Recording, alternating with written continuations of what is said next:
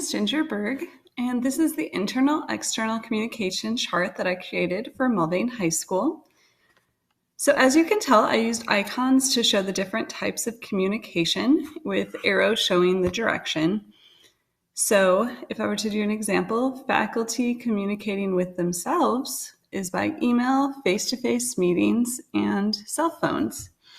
I chose to use the Lucid chart creation because I've used it in the past, so it was easy for me to quickly create this.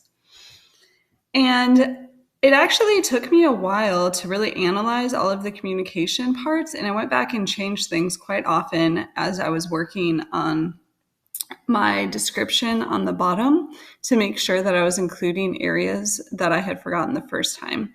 I have uploaded this into the assignment, so you can take more time to look at the details as you are analyzing my assignment. So my two publics for the internal, I have administration, faculty, school board, and students. And for external, I have parents, community members, potential employees, and local businesses. And as you can tell, we have a lot more internal communication than we do external communication, especially with community members, potential employees, and local businesses. There's very little two-way communication versus with parents. We are very good with two-way communication from the administration and the faculty with parents, not so much from the school board, though. So the school board, pretty much the way that they get communication from anyone that's external is only at their school board meetings. There's not a lot of systems in place to get input, and that's a big weakness that I've noticed.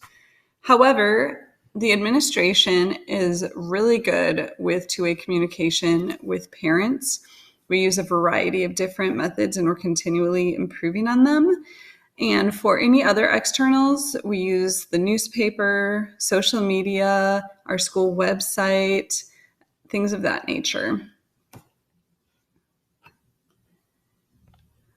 I've also included how often these different types of communication are used and given more detail on those icons and just the modes of communication as well.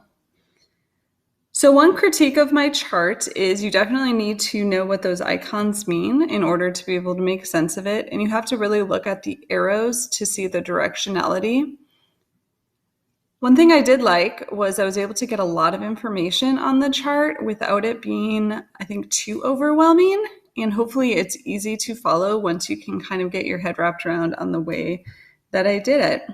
I do think one big recommendation I would make with my school after doing this is that the school board has to put in place some better communication.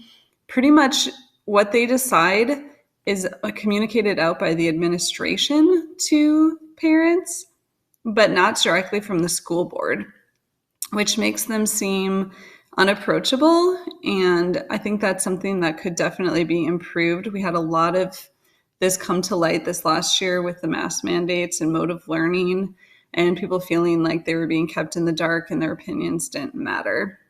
Thank you so much for looking at my school's mode of communication chart.